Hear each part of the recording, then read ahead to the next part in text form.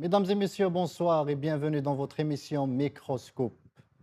Ce soir, nous allons parler de Tebboune et de l'opposition, puisque l'Allemagne, encore une fois, a servi de décor à une séquence politique et continue de faire réagir en Algérie. Devant des membres de la communauté algérienne, le président Abdelmadjid Tebboune a tenu un discours se voulant conciliant à l'égard de l'opposition, affirmant que les opposants sont les bienvenus dès lors qu'ils s'expriment de manière civilisée et proposent des alternatives. Il a également réaffirmé le droit des Algériens à critiquer les affaires publiques, tout en appelant au respect des valeurs de la société et en rejetant les discours fondés sur l'injure et la diffamation. Ces déclarations, présentées comme un signe d'ouverture politique, ont pourtant suscité une vive controverse. Pour de nombreux opposants et défenseurs des libertés, ils contrastent fortement avec une réalité marquée, selon eux, par des poursuites judiciaires contre des voix critiques, des arrestations liées à l'expression d'opinion et l'emprisonnement de personnes de différents horizons.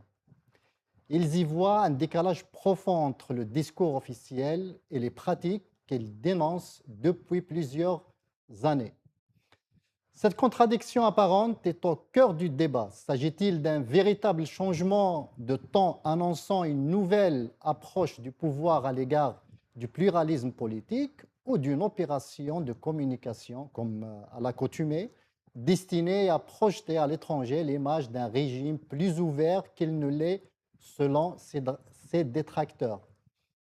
Entre promesses d'ouverture et accusations de répression, les propos du chef de l'État relancent une question essentielle. Peut-on parler de liberté d'expression lorsque ceux qui contestent le pouvoir affirment continuer à en payer le prix? C'est cette confrontation entre le discours présidentiel et les critiques qu'il suscite que nous allons analyser dans cette émission en revenant sur les faits, les réactions, mais aussi les enjeux politiques d'une séquence qui dépasse largement le cadre de cette visite officielle en Allemagne. À tout de suite.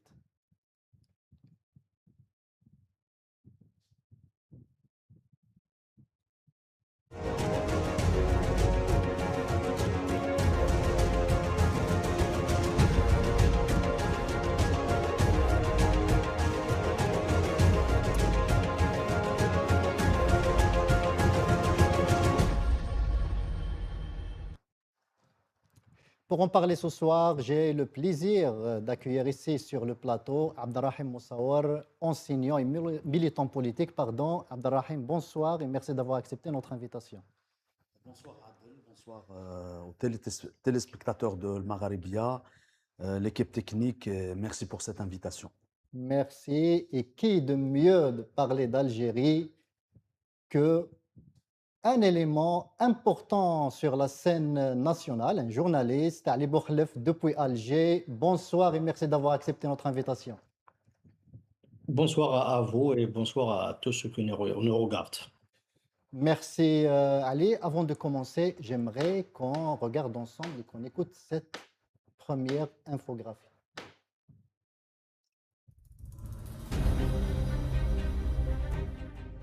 Depuis l'Allemagne, le président Tebboune a salué l'opposition et reconnu le droit des Algériens à critiquer. Durant sa visite, il a rencontré la communauté algérienne et tenu des propos jugés surprenants. Tebboune a déclaré « Les opposants sont les bienvenus ». Il a estimé qu'une opposition civilisée fait progresser la démocratie. Il a affirmé que chaque Algérien peut critiquer les affaires publiques. Par contre, il a exigé que ces critiques doivent respecter les valeurs de la société. Selon lui, les insultes ne produisent que violence et haine. En insistant que la critique constructive doit apporter des arguments et des alternatives. Pour Tebboune, l'opposant doit proposer une autre solution ou un autre modèle. En concluant que cette opposition ne fera qu'enrichir le parcours national.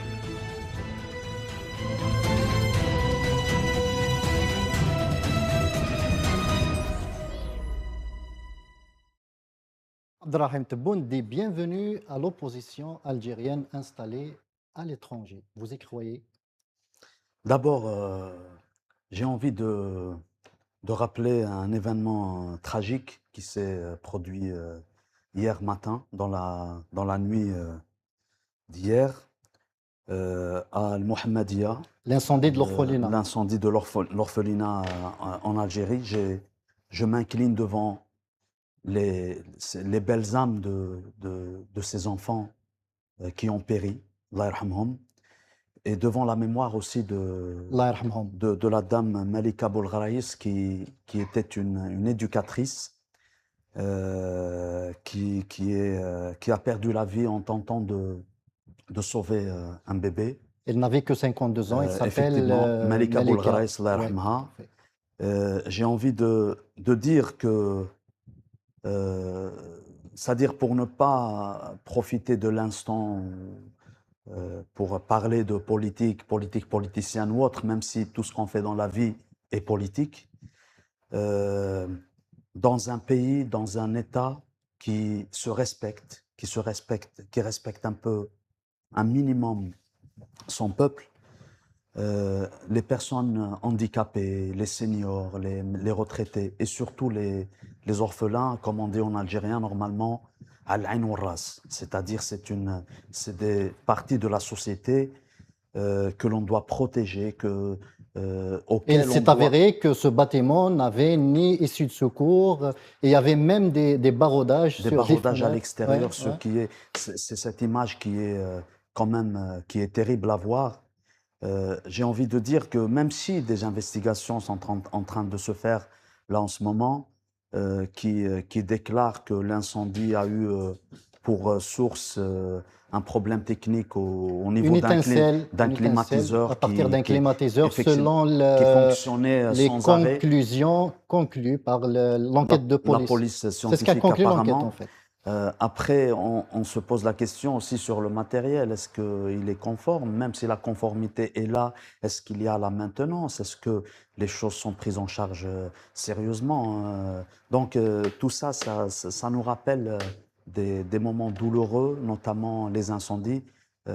Sur le plan humain, sur le plan psychologique, l'incendie laisse des traumatismes. Et ces enfants, ces orphelins qui sont morts... Ça rappelle aussi la banalisation de la souffrance humaine et la Absolument. banalisation de la vie Et humaine lorsqu'on aussi. regarde des responsables politiques, celui qui se trouve à la tête de l'État, le président désigné Abdelmadjid Tebboune, c'est-à-dire présenter ses condoléances aux familles sans tenir compte qu'il s'agissait d'un orphelinat, aux familles des victimes, là il y a un problème, un décalage de communication, etc. J'ai envie de dire que nous, Algériens et Algériens, lorsque des orphelins meurent, c'est nous qui devenons un peu orphelins. Vous pensez que le chef de l'État qui était en Allemagne aurait dû écourter sa visite pour se rendre en Algérie, pour retourner en fait au pays?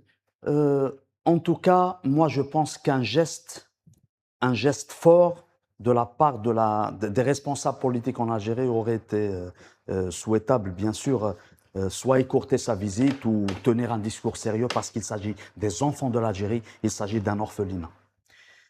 Sinon, Allah yarhamhum, et puis aussi dire toute ma solidarité à tous nos concitoyennes qui vivent en ce moment même sous les flammes, sous les feux de forêt, des feux qui arrivent à ravager, qui ravagent aussi même des habitations. Je parle de plusieurs wilayas du Nord, etc. Ouais. Ce n'est pas une opportunité juste pour en parler, mais je tiens vraiment à transmettre un message de solidarité, à dire à nos concitoyens qu'il faut faire vraiment, vraiment attention. Nous avons vécu des épisodes très douloureux en termes de 2021, en 2021 jusqu'à aujourd'hui, des feux de forêt, ou Allah istal, comme on dit. Sinon, concernant les propos d'Abdelmadjid Tebboune, moi, ce décalage que l'on peut révéler, que l'on peut constater, s'agirait également aussi d'un double discours. Quand il est en Algérie, c'est un président qui tient des propos inacceptables, notamment arrogants, vous voulez dire? Des propos arrogants, des propos qu'on aurait même du mal à tenir dans une cafétéria. Mais dès qu'il est à l'étranger, comme tu l'as si bien rappelé dans l'introduction, il essaie, comme les autres membres de ce régime, il essaie de bonifier ou d'embellir un peu l'image du système qui nous gouverne en disant « bienvenue à l'opposition ». Moi, j'aurais dit oui, marhaba, bienvenue à toutes ces mesures d'apaisement. Mais ces mesures d'apaisement... Et je tiens à rappeler que vous êtes concerné, vous êtes opposant, vous ne rentrez pas au pays parce que vous risquez la prison. Au même titre qu'un certain nombre de nos confrères, plutôt de nos compatriotes qui vivent à l'étranger, qui tiennent tout simplement des propos respectueux, respectables. On n'a pas attendu... déjà, entre parenthèses, si tu me permets, Adel, un président d'un exécutif qui essaie de tracer les lignes que doivent suivre les opposants. Ça veut dire, vous allez vous exprimer d'une telle manière, respectueuse, etc. C'est tout simplement le porte-parole d'un système qui est complexé, qui a un complexe du peuple. Parce que si l'on inverse un peu les vapeurs, si j'ose dire, ce peuple dont il parle, ou cette opposition, n'oublions pas que depuis 2019, le peuple a donné une image d'un sens de responsabilité, d'une éducation qui dépasse largement celle de ceux qui nous gouvernent en Algérie. Et puis, dire bienvenue aux opposants, ce serait une très très belle opportunité pour que l'Algérie puisse retrouver son souffle. Mais il y a des conditions, Adel. Aujourd'hui, nous avons en Algérie des ESTN qui sont distribués à des journalistes. Il n'y a pas si longtemps que ça. D'ailleurs, aujourd'hui, il y a eu la publication de notre compatriote Saïd Boudour, qui rappelle qu'il est toujours sous ESTN. Des hommes, des femmes politiques. Depuis 2019. Tout à fait. Il est sous ESTN. Des chanteurs, des hommes ou des femmes de culture, des journalistes, qui sont soit interdits de quitter le territoire national ou interdits d'y accéder. Interdits d'accéder. C'est le cas de Farid Alilet. Farid Alilet, mais aussi Nassera Dutour, à qui on a interdit l'accès dans son pays. Donc les mesures d'apaisement, c'est ce qui passe d'abord. Ce sont des préalables pour que ce genre de discours soit compris, soit reçu de manière bienveillante. La libération des détenus politiques d'opinion, l'ouverture du champ politique et médiatique.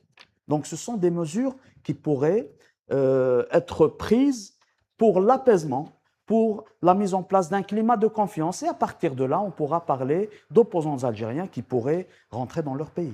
Merci Rahim. Ali Boukhlef, Abdelmajid Tebboune, depuis l'Allemagne, appelle les opposants à rentrer au pays, à faire de l'opposition dans le cadre le plus, je dirais, normal du monde.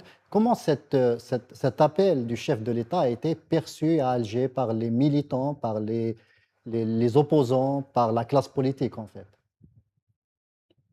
D'abord, moi, personnellement, je ne sais pas dans quel cadre il a dit ça. Est-ce qu'une question lui a été posée ou est-ce qu'il l'a dit spontanément? Franchement, je cherche à comprendre le fil de la discussion parce que Nous avons cherché à comprendre justement, est-ce que c'était dans un cadre précis, est-ce qu'il a été interpellé sur cette question? Non, c'était parce que c'est tout spontané. à fait différent. C'était apparemment spontané de sa part. Alors, moi, je reste journaliste dans ce genre de situation et je plante d'abord le contexte. Le contexte de cette déclaration est le suivant. Il y a d'abord les élections législatives qui viennent de passer. Il serait une erreur de croire que les autorités ou le pouvoir algérien n'est pas sensible au fait qu'il y a une abstention record. Pas cette fois-ci uniquement, mais même les fois précédentes, lors des législatives de 2021, la révision constitutionnelle de 2020, la présidentielle de 2024 et puis des locales de 2021 et cette fois-ci.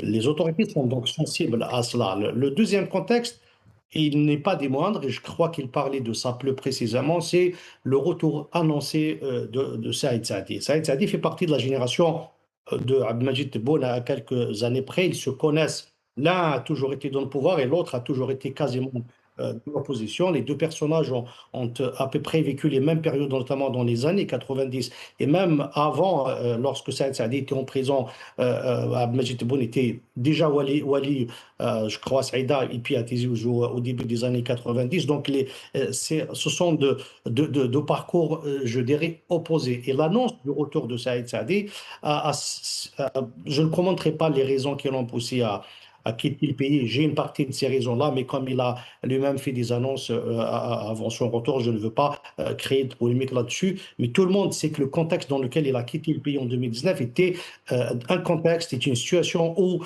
il y avait des listes préétablies de personnes à arrêter. Il y avait des dizaines de personnes qui ne pouvaient pas quitter. Certaines ont réussi à partir, d'autres non. Saïd Boudour vient de dire qu'il est interdit de quitter le pays. Il n'est pas le seul. Ce sont des dizaines qui sont dans cette situation. J'ai même écrit des articles dessus. Malheureusement, c'est un phénomène qui te tue beaucoup de personnes, le phénomène des interdictions de quitter le pays. Donc, Saïd Saadi a quitté le pays dans ces conditions-là. Et aujourd'hui, après avoir achevé l'écriture de ses mémoires, il a décidé de rentrer. Donc, Abdelmajid Tebboune a dû répondre à cela. Et puis, contrairement à ce que dit notre ami, c'est pas la première fois qu'il parle de Mais cela. excusez-moi de vous interrompre, Ali Bourkhlef.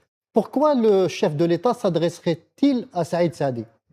Concernant Non, il Saïd s'adresse Saadi, pas. avec tout son parcours, avec tout le bagage intellectuel et toute la ruse, j'allais dire, de l'homme politique qu'il est, aurait fait un saut dans l'inconnu, aurait décidé de rentrer au pays avant de s'assurer que tout ira bien?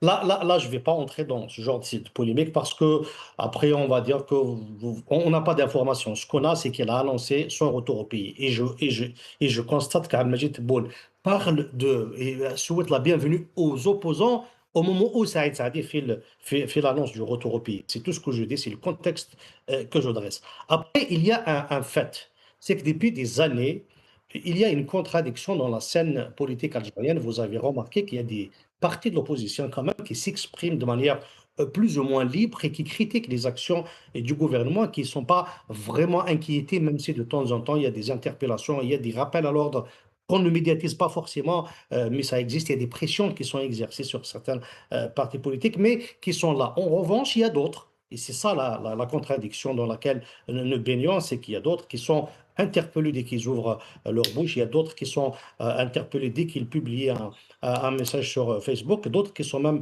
en prison. Ce que j'ai compris, moi, ces dernières années, de ce comportement et qui n'est, à mon avis, pas nouveau, et le concept est celui-ci. Si vous parlez dans l'absolu, parce il dit de discours de critique, on a même interdit, je vous informe, qu'on a interdit aux députés, je parle de ceux qui sont sortants, qui ne sont pas pourtant de l'opposition, qui ne critiquent pratiquement pas le pouvoir, on leur a signifié que critiquer frontalement le gouvernement est considéré comme une atteinte aux institutions de l'État ou une insulte aux institutions de l'État. Donc, lors des législatives, par exemple la campagne pour législative, il y a des personnalités politiques, des militants politiques qui ont été interpellés par l'ANI parce qu'ils ont cité nommément leurs opposants ou des partis de l'opposition ou des partis même du pouvoir. Ils leur ont dit non, non, non, il ne faut pas citer, il faut juste vous contenter de dire voilà ce que je propose, voilà ce que Donc, c'est le nouveau concept que les autorités veulent imprégner au pays, c'est-à-dire que, à la limite, les choix du gouvernement ne sont pas bons, tu ne vas pas les affronter directement, tu ne vas pas dire que ce que fait le pouvoir est mauvais, tu vas juste dire que voilà, moi je ferai ça, moi je ferai autrement, c'est-à-dire qu'on prend les élèves par les oreilles, on les dresse, on les corrige, on leur disant arrêtez de dire ça. D'ailleurs, lors de sa dernière intervention télévisée, il y avait une séquence qui moi-même m'a révolté, qui est passé inaperçu. C'était la veille du 3 mai. Il avait théorisé, il a fait une théorie. Comment est-ce qu'on ne doit pas le critiquer? Parce que si on le critique, soit s'il venait de l'étranger, dans ce cas c'est la prison, soit parce qu'on n'a pas compris, donc on te convoque, on t'explique, et dans l'autre cas, même si c'est juste parce que tu n'as pas compris, mais tu récidives, on te fait une amende ou un sursis. Donc c'est ça le nouveau cadre politique qui est adressée aux Algériens. Et d'ailleurs, il y a des voix qui commencent à faire des contributions pour dire que voilà, c'est vrai que la critique est bonne, mais il faut préserver. Par contre, il y a une autre réalité, et ça, personnellement, je le déplore de la part de certains opposants qui parfois, c'est contre-productif d'ailleurs d'aller sur des insultes, et ça existe, mais plus grave que l'insulte, il y a des propos parfois racistes, parfois régionalistes, de certains Tout à fait, tout à fait. qu'on peut considérer comme de l'élite et qui peuvent non seulement polluer le débat, mais créer même des tensions dont le pays n'a pas besoin, parce que je dois préciser que pour notre ami, c'est ça ma grande divergence avec beaucoup de militants du Hirak, contrairement à ce qu'on avait affiché comme étant une unité, c'était complètement faux. Parce que lorsqu'on lit les réseaux sociaux, lorsqu'on entend certains politiques, y compris certains qui étaient à l'époque on veut dans la scène politique, le pays n'est pas si unifié que ça, il n'y a pas une si grande cohésion. Des fois, on prend des positions, on croit que nous sommes dans un pays où il y a une tradition démocratique de 2, 3 siècles, alors que nous avons effectivement un schéma ou une classe politique qui est tout à fait différente dans le pouvoir, mais aussi dans l'opposition, parce que l'opposition n'est pas aussi parfaite, et même elle est très très loin d'être parfaite, parce Très que bien. lorsqu'on essaie de Très, critiquer en utilisant des invectives qui sont parfois inutiles, je ne dis pas ça de tout le monde, hein, mais il y a certains, je suis désolé,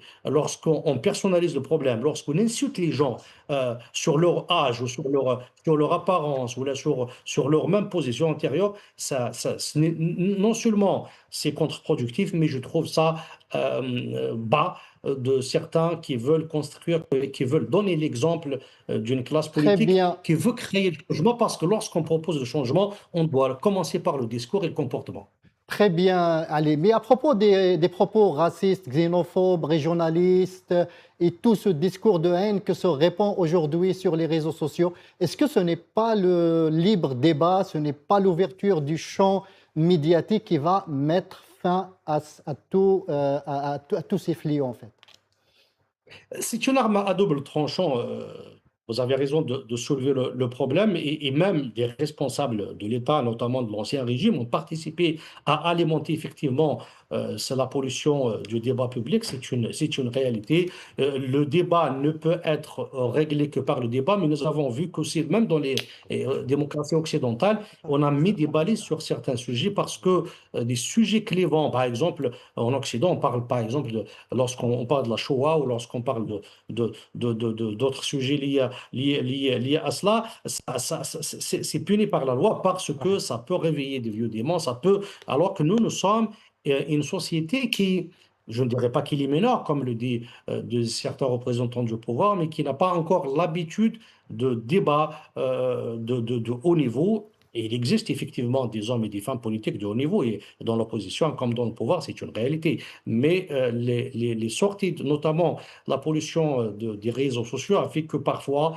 on ne distingue plus celui qui a le discours rationnel et qui a un discours politique du niveau de quelqu'un d'autre qui vient juste pour insulter ou pour parasiter ses discours. Ceci dit, rien, la judiciarisation de la parole publique, du débat public, ne réglera le problème. C'est une évidence, ça ne réglera jamais le problème, même si il faut mettre des balises, C'est mais vrai. jamais il faut laisser de la place ni à la prison, ni aux poursuites judiciaires pour ce genre de situation, encore moins à la prison, comme ça a été le cas malheureusement pour certains activistes et certains militants.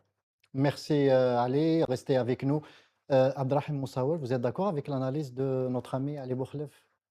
Euh, En très bonne partie, non. Je ne suis pas tout à fait d'accord, parce que je pense que si l'on met autant d'énergie, telle que la critique de l'opposition, la critique des opposants, la critique du Hirak telle qu'elle est faite, si on met autant d'énergie à critiquer de manière organisée et de manière directe le système qui est la cause des maux, qui est la cause de tous les malheurs en Algérie, on aurait peut-être fait quelque chose. Ce n'est pas le Hirak, ce ne sont pas les opposants, ce ne sont pas les activistes associatifs, syndicaux qui ont été aux sources du malheur en Algérie. Le Hirak, depuis 2019, a donné la plus belle image d'un peuple qui a vécu, qui a survécu, je dirais même, qui a pris sur soi, qui a vécu des malheurs, qui a vécu une décennie noire, qui a vécu 60 ans de néocolonialisme,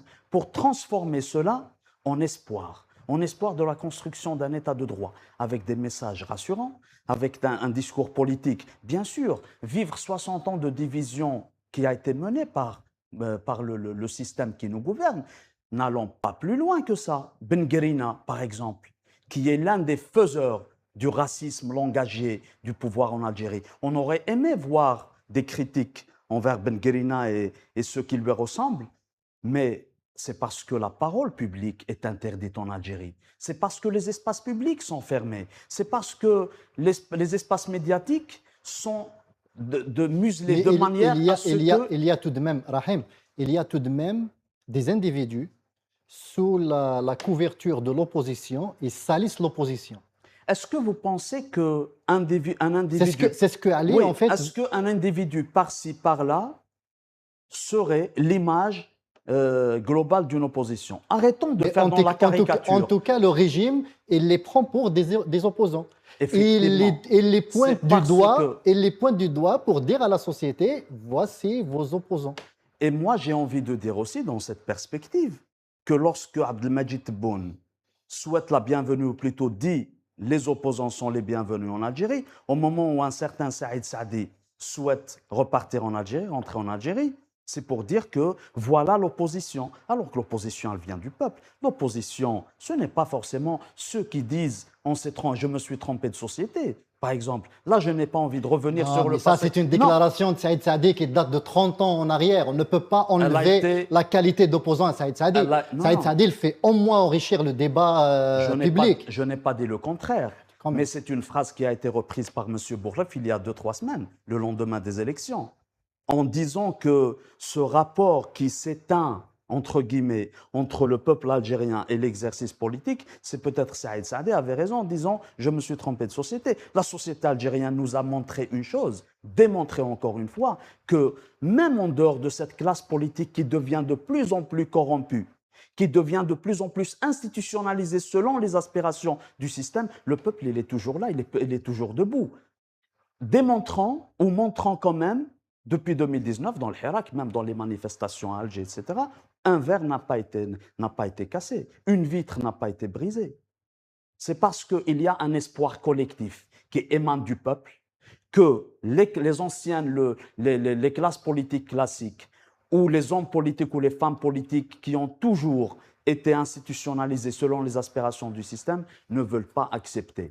Un problème en Algérie, c'est que lorsqu'on est dans ces aspirations, il est difficile d'accepter qu'un changement vienne du peuple. Et j'ai envie de dire encore une chose à Adel, si tu me permets, c'est que ce peuple a montré qu'il est, en termes de distance, à des années-lumière de la médiocrité de ce système qui nous gouverne. Merci Rahim. On continue et on va écouter justement le chef de l'État, M. Abdelmadjid Tebboune, depuis l'Allemagne où il s'est rendu. بالنسبة للمعارضين مرحبا بهم. المعارضة الإنسان اللي يعارض بصفة حضارية أفكار وبيجيب البديل، هذا راه يسمح للجزائر باش تتقدم كثير في الديمقراطية.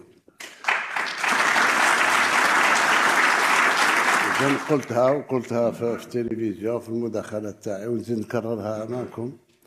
كل جزائري عنده الحق في الانتقاد، ولكن كل جزائري عنده الحق في الانتقاد وياخذ بعين الاعتبار التقاليد نتاعنا والحرمه نتاعنا يعني الشتم والسب ما يجيبوش، يجيبوا غير الكراهيه والعنف ماكش موافق. قال مانيش موافق، علاش؟ وانا في نظري ها كيفاش نديروا كي الدوله الفلانيه ولا نديروا كما قال الكاتب الفلاني. هذه امور تثري المسيره الوطنيه، بالعكس، واللي ما يتقبلهاش ما راه فاهم والو.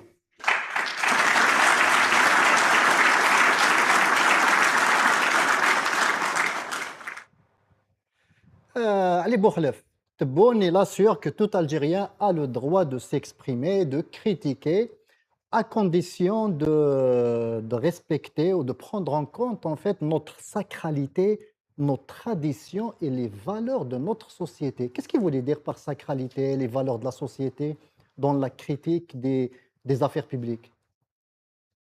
Je veux juste une parenthèse avant de répondre Il à n'y la a pas de question souci, pour mais il ne faut parler. pas que ce soit une polémique entre vous deux, hein.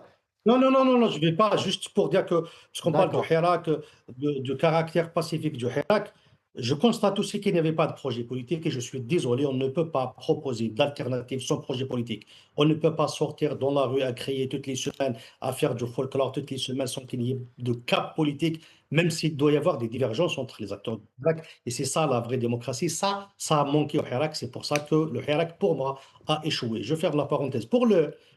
Je disais tout à l'heure que le pouvoir actuel est en train de, parce que moi je dissociais le système dans lequel nous avons tous fait partie d'une manière ou d'une autre. Opposition légale, presse, pouvoir de l'époque.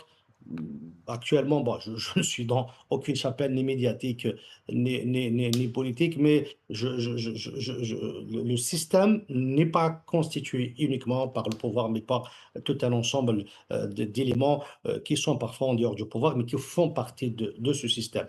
Lorsqu'il dit, le pouvoir dit qu'il faut changer de discours, ça veut dire qu'il ne faut pas personnifier les critiques, il ne faut pas adresser la critique à une personne précise, au chef de l'État ou à un autre responsable. Je disais tout à l'heure qu'ils ont demandé aux députés de ne plus critiquer le pouvoir, mais plutôt le gouvernement, de ne pas dire que telle chose n'a pas marché, C'est que très telle grave chose pour n'a une pas bougé. démocratie. Il faut juste se contenter de dire, moi, pour la chaleur, je propose qu'il y ait des Canadaires. Je sais pas, pour le gaz, il faut sensibiliser les gens, mais il ne faut pas dire que tel que ça marche, ça ne marche pas bon. Mais Voilà, donc la réalité des sans choses, on est toutefois malheureusement dans critiquer ce genre de la... situation. Et que, l'ouverture de vrais débats, et là je rejoins notre ami sur le fait qu'on ne peut pas parler de démocratie ou de liberté ou d'opposition si tous les espaces sont fermés, c'est pas possible. Et si les gens ont peur, parce que je ne suis pas contre à ce que les gens soient outranciers, à condition de respecter la personne humaine ou de ne pas appeler à la violence. Pour le reste, tout évidemment, ouvert au débat, tout peut s'exprimer de manière évidemment sans appel à la violence ni contre les personnes. Pour le reste, tout est débat. On ne peut pas parler de démocratie sans qu'il y ait des espaces, sans qu'il y ait des médias, sans qu'il y ait de climat général de tendance, parce qu'aujourd'hui, même si vous invitez des gens sur des plateaux de télévision, comme ça a été le cas par exemple pour les législatives, ils ont été obligés d'accepter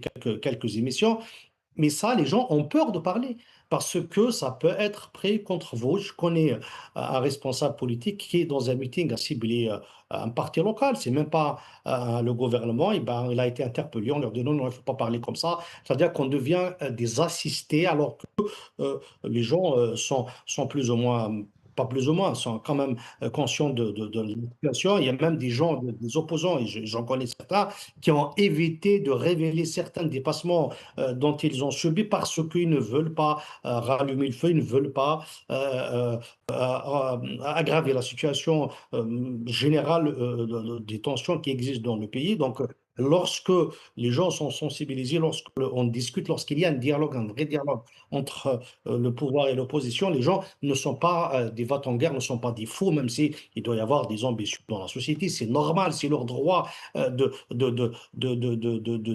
se présenter aux élections, c'est leur droit d'ambitionner, d'avoir l'ambition de gouverner dans le pays. Donc, quand il n'y a pas ces conditions, lorsque les gens sont mis en prison pour des paroles, pour des mots sur les réseaux sociaux, évidemment que personne ne prendra le risque de rentrer au pays, même si il a été contacté. Il y a des gens qui ont été contactés récemment pour rentrer, ils ne peuvent pas rentrer, ils ne veulent pas parce que ils ont peur que à la première sortie publique ou ils ont peur que la première sortie publique soit arrêtée ou tout au moins à la première sortie publique, plutôt de mettre fin à leur liberté de parole, ce que beaucoup ne veulent pas abandonner. C'est leur droit parce qu'on ne peut pas parler de démocratie ou de liberté ou d'opposition lorsque les espaces d'expression, lorsque les médias sont fermés, lorsque la rue est fermée, lorsque les salles sont fermées. Là, évidemment, ce n'est absolument pas possible. Pour le reste, il a déjà dit, Majid Tebboune a déjà dit ça dans plusieurs interventions médiatiques concernant la critique, par exemple.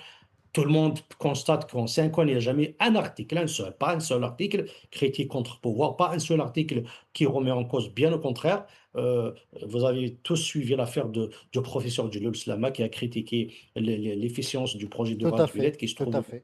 en prison. Il y a d'autres cas aussi de ces situations. Donc, le climat est toujours anxiogène et toujours sous tension. Donc, les gens n'ont pas suffisamment de confiance. Et donc, il parle de cela, Majid Tebboune, lorsqu'il dit qu'il faut respecter notre tradition. Après, évidemment, qu'on ne peut pas utiliser les mêmes langages qu'utilisent en Occident, c'est ce que je disais tout à l'heure. On ne peut pas attaquer les gens sur leur famille. En Europe, c'est acceptable, mais pas chez nous. Et nous sommes quand même, nous faisons partie de cette société. On ne peut pas faire abstraction de ces réalités. Et ça existe malheureusement chez certaines personnes, et ça Tout à existe. fait, tout à On a fait. eu des attaques ad hominem sur le physique des gens, pas des oppositions de premier plan. Je ne parle pas des brebis galeuses comme certains, je persiste. Il y en a eu des déclarations qui, de la place où je suis, je considère qu'elles sont inacceptables, même si je suis contre la judiciarisation de ces déclarations. Très bien. Si on reste dans la corporation des journalistes, en fait, est-ce que vous y croyez réellement, Monsieur Bourkhlef, à cet appel de Tebboune, lorsque l'on sait que 3 de vos confrères sont encore en prison, comme Abdouakil Blam, je pense aussi à Hassan Boras, je pense à Mouradet Mimo. Évidemment que c'est faux, c'est complètement faux. Nous savons tous que depuis 2022, au moins, je date de 2022, parce que j'étais à Liberté. À Liberté, on a continué à écrire jusqu'à début 2022. Et puis là, c'était c'est le sifflet de la fin. Ils ont clairement, on a compris clairement que le métier était impossible. Parce que ces dernières années, ce qui pose problème, ce n'est pas uniquement les articles critiques. C'est le fait de rapporter certaines informations, déjà, ça pose problème. Donc, l'exercice du métier lui-même est impossible. Parce que tous les sujets que vous pouvez toucher peuvent vous dire que c'est sensible. On a arrêté un journaliste du Chorok parce qu'il a écrit sur les dates. Eh bien oui, c'est la réalité. Il a écrit sur le fait que des dates soient renvoyées de France parce qu'elles contenaient beaucoup de pesticides. Il y a eu des journalistes qui ont été appelés, qui n'écrivent plus, par exemple, dans les rédactions. Je connais certains, parce qu'ils ont écrit des articles que les autorités considèrent comme offensants. Certaines informations ne passent plus. C'est des informations, je ne parle pas de la critique, hein. L'information, par exemple, faisant état de l'interdiction faite à Farid Alilet de rentrer en Algérie. Il n'est pas passé. Il n'est pas passé. Bon, il est passé, mais le Ouattan qu'il avait publié à l'époque a été sanctionné. Donc l'exercice est quasiment Et Farid Alilet aujourd'hui, dans un entretien accordé à Maghreb Émergent au Radio M, il dit qu'il ne radio. prendrait pas le risque de rentrer en Algérie.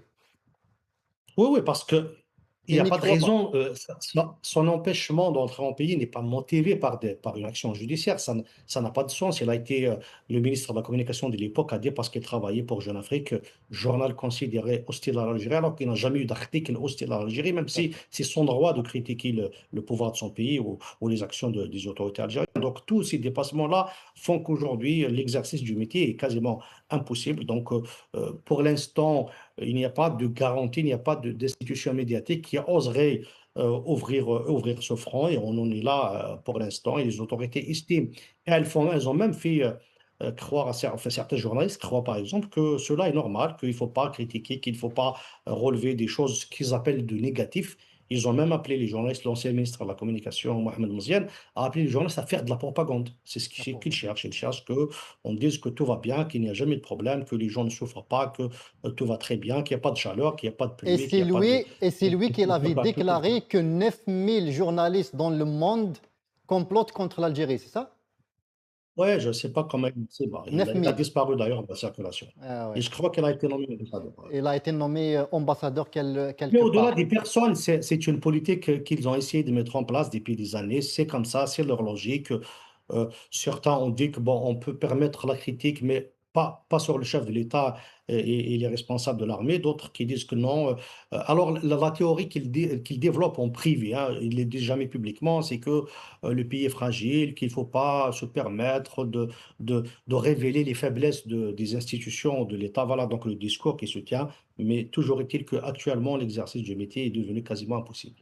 Merci Ali Bourkhlef, restez avec nous. Avant de vous donner la parole, Abdelrahim Moussaoua, j'aimerais qu'on écoute ensemble cette infographie. Je pense qu'elle n'est pas prête.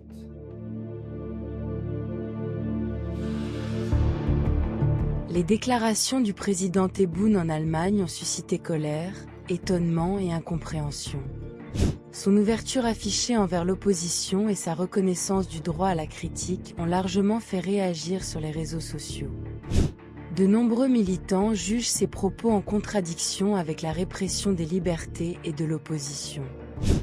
D'autres y voient une négation des réalités et une nouvelle injustice envers les détenus d'opinion. Selon eux, le président veut apparaître ouvert à l'opposition, alors que de nombreux opposants restent en prison. Ils s'interrogent sur la crédibilité de ce discours adressé à des Algériens ayant fui les pressions des autorités. Ils dénoncent aussi les arrestations pour une simple publication ou une déclaration, suivies de détentions provisoires. Des personnes restent des années en prison, sans procès, pour imposer le silence et décourager toute opposition. Des centaines de cadres, d'intellectuels, de responsables politiques et de jeunes sont emprisonnés pour leurs opinions. Depuis l'Allemagne, le président salue pourtant l'opposition et la liberté d'expression. Un discours que ses détracteurs jugent contraire aux réalités.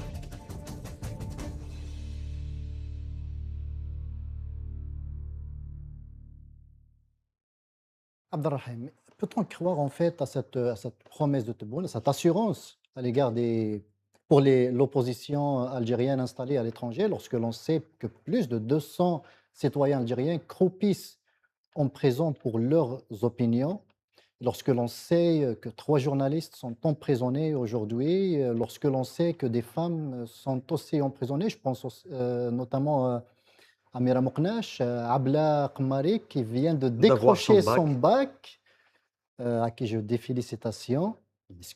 Peut-on croire réellement à l'assurance d'Abdelmajid Tebboune? Dans ce cadre, cher Adel, j'ai envie de dire juste, de rappeler un élément essentiel, à mon sens.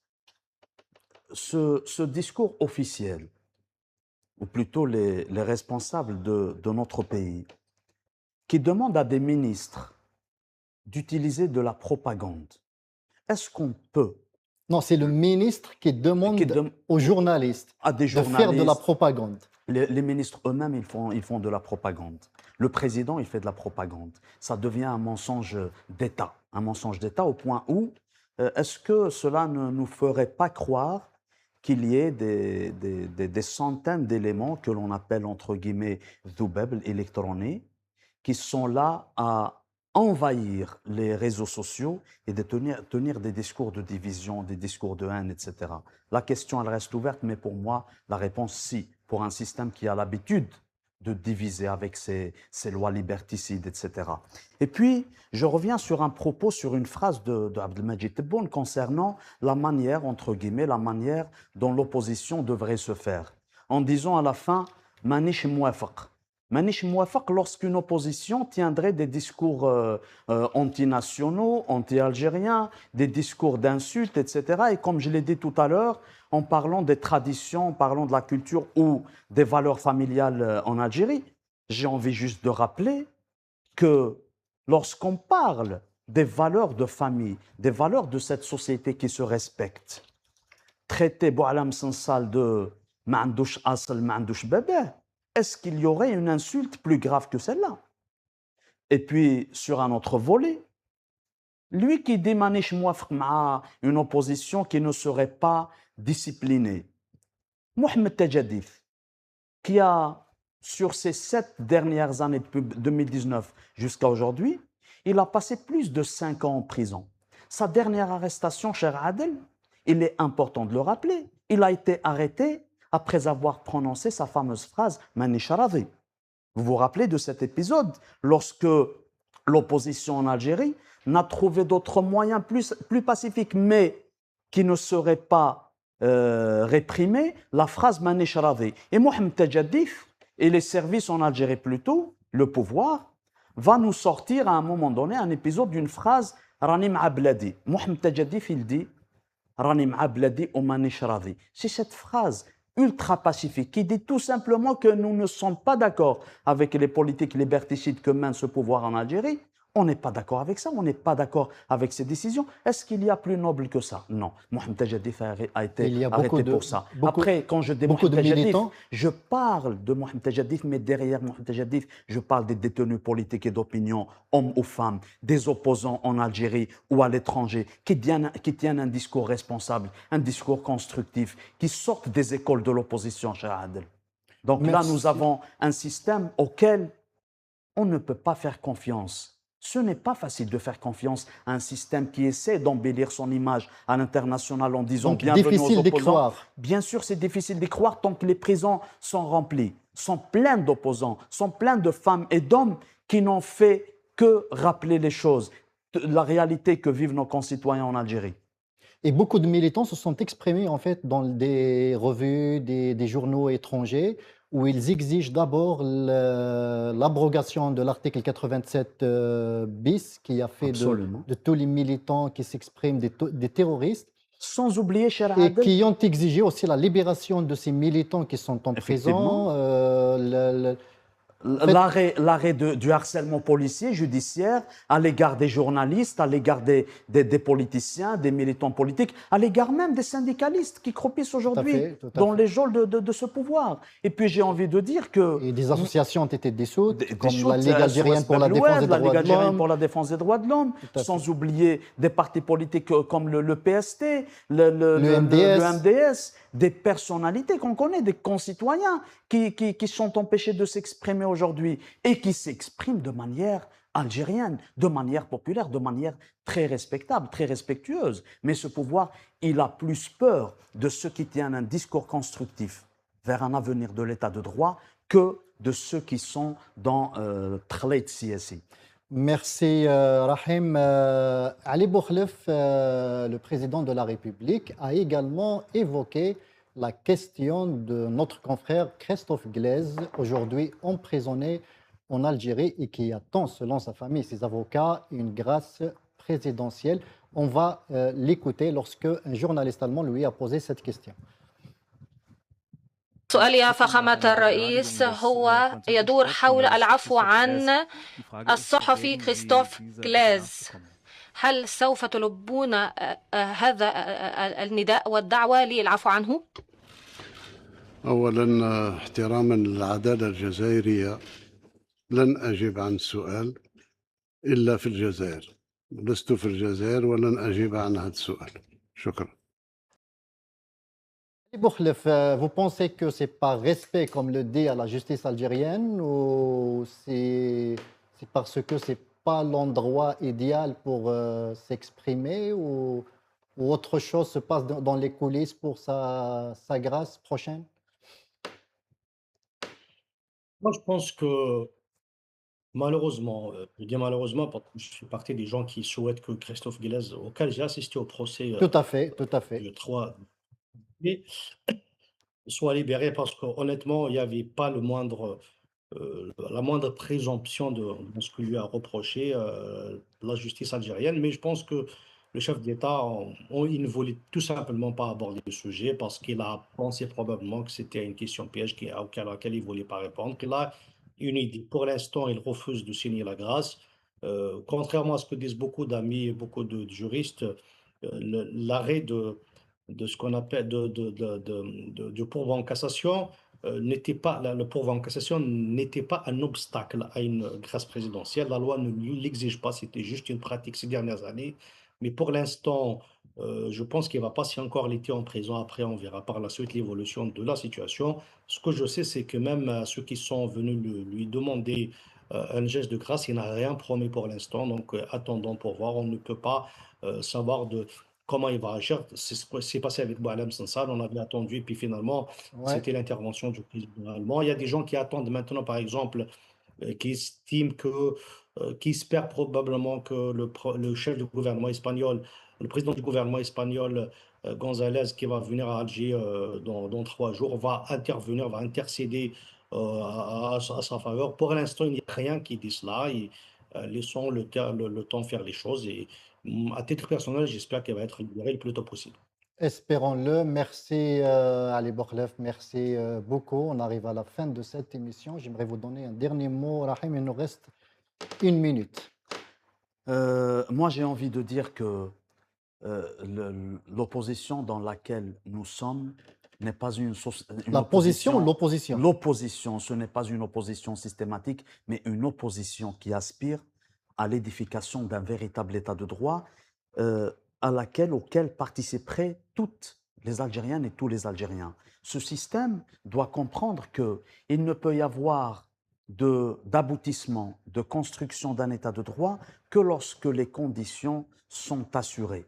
Les conditions, c'est l'apaisement, c'est la libération des détenus politiques et d'opinion, c'est l'ouverture du champ politique et médiatique, la libération des espaces d'expression populaire. Quand je parle des espaces d'expression populaire, j'inclus toute expression politique, syndicale, associative, médiatique. Les médias aujourd'hui en Algérie qui sont muselés et en grande partie qui sont détournés dans un discours qui ne serait que favorable à un système corrompu, à un système qui ne veut pas que l'Algérie se construise convenablement sur les aspirations du peuple, sur le respect de la volonté populaire. Or, le peuple, depuis 2019, ne s'est jamais inscrit dans une version, dans une dimension revancharde.